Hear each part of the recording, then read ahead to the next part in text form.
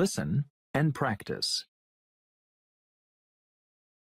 Becky and Sherry are twins. Becky loves dresses. Her sister Sherry loves sports. One day, their mother said to them, "Let's buy some new clothes for you." So they went to the store together. Their mother chose some very nice dresses for them. Becky was happy, but Sherry was not. "How can I play baseball in this?" she asked. Sherry looked at a boy who was trying on a pair of shorts. Sherry's mom saw this. "Well," she said, "would you like some shorts instead?" Sherry was very happy. "That would be great," she said. "All right, I will buy a dress for Becky and shorts for Sherry," Mom said. "Sometimes I forget that although you two look the same, it doesn't mean you are the same," laughed their mother.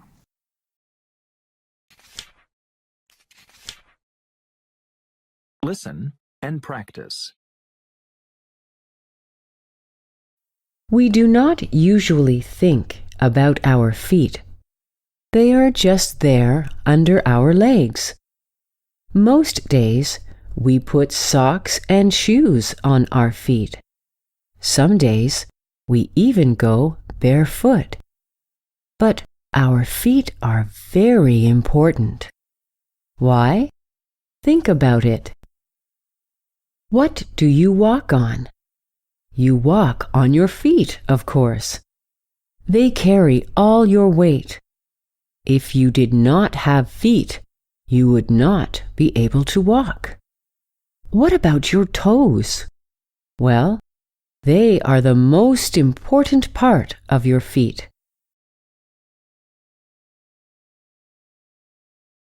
Your big toes carry nearly half of your total weight. The other 8 toes carry about 1/4 of your weight. Your 2 heels carry the rest. One more thing. If you did not have toes, you would fall over when you tried to stand. Toes give you balance. So take care of your feet. Treat them well.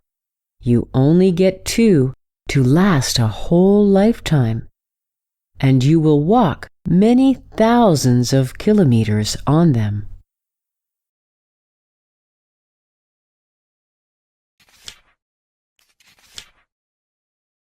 Listen and practice.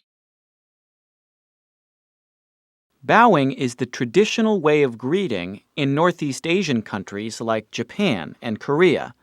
This picture, for example, shows how Japanese women bow. In Japan, when you bow, you don't look directly at the other person's eyes. In both Japan and Korea, people bow to show respect.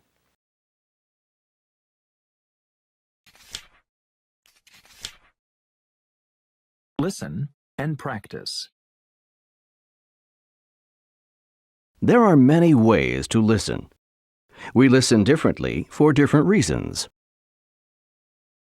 Sometimes you don't need to understand everything you hear. You just want the main idea or general meaning.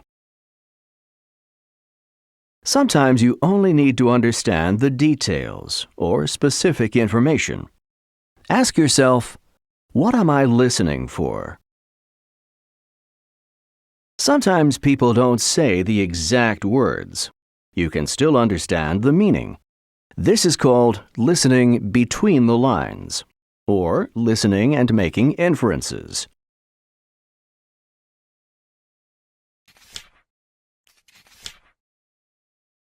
Listen and practice. When good friends meet in Russia, they often hug each other. This is true for both men and women. But Russia isn't the only place where friends hug.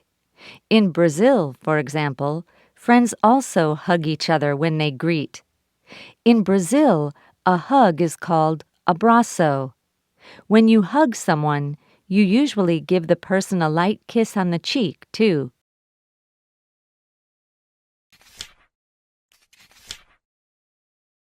Listen and practice. Look! cried Julie. It's a baby bird. The other children looked. There, on the ground in front of them, was a tiny bird. It must have fallen out of its nest, said Richard, pointing up at a tree nearby.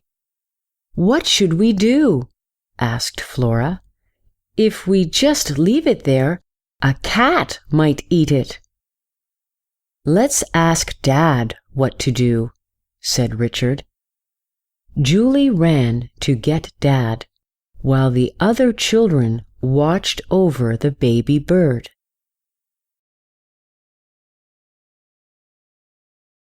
Dad brought his ladder to the tree. He held the ladder while Julie climbed up and put the baby bird back in the nest. Julie was the one who found the bird, so she should be the one to put it back, said Dad. The children and their father were all happy that the baby bird was safely back home.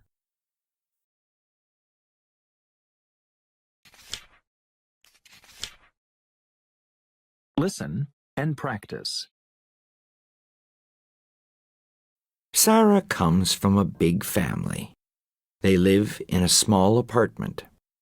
Sarah's dad works hard, but he doesn't make enough money to buy a house. Sarah had a dream. She dreamed that one day her family would have their own home. It seemed that this would never happen. But Sarah's friend Jenny wanted to help. Jenny heard about a program called Houses for People. Many people get together and help to build a house for a family in need. They work for free. Local businesses buy wood and materials to build the house. Anyone can help. It doesn't matter if you don't have skills or experience building houses. There is always something to do. Jenny told Sarah about the program. Her family applied. And guess what? They were accepted. Everyone waited anxiously for the work to begin.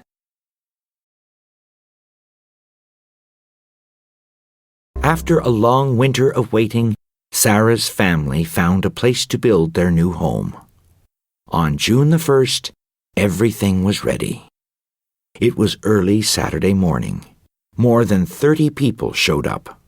They brought tools and food. People worked hard all day. You could hear the sound of hammers and saws everywhere. Jenny and Sarah came to help too. They could not believe how many people had come to help. At the end of the weekend, the new house was well underway. It was a good beginning. Over the next 3 weeks, it was slowly built. Finally, the big day came. Where once only a dream stood, there was now a small new house with pretty red and orange paint.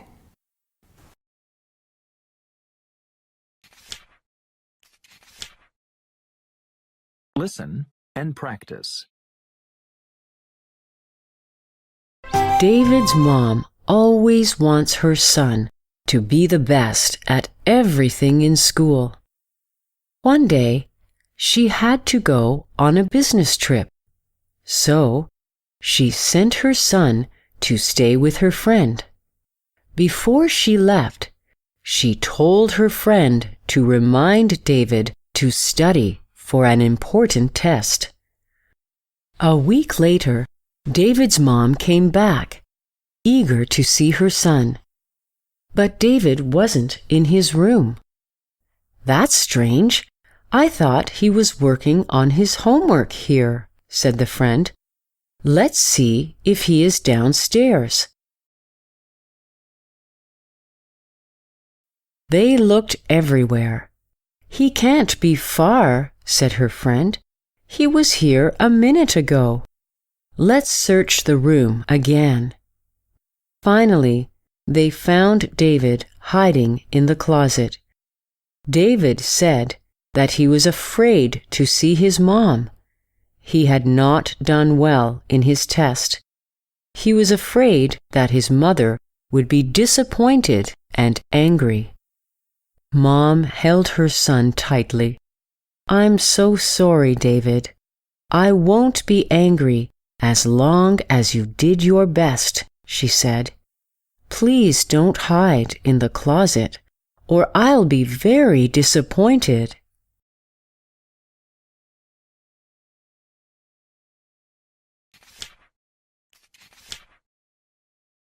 Listen and practice.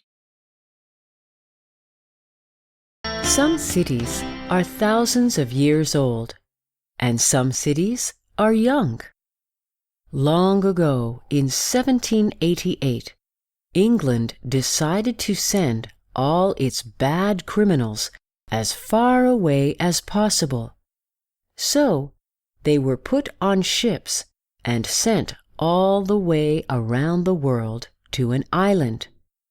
This island was Australia. The main city was called Sydney. Hundreds of years later, Sydney is one of the most beautiful cities in the world. Millions of people live there today. It is famous for warm weather, beautiful beaches, and an opera house. It is surrounded by parks, rivers, and many beaches. Swimming is a favorite sport for people living in Sydney. Maybe one day you will visit the city by the sea, Sydney.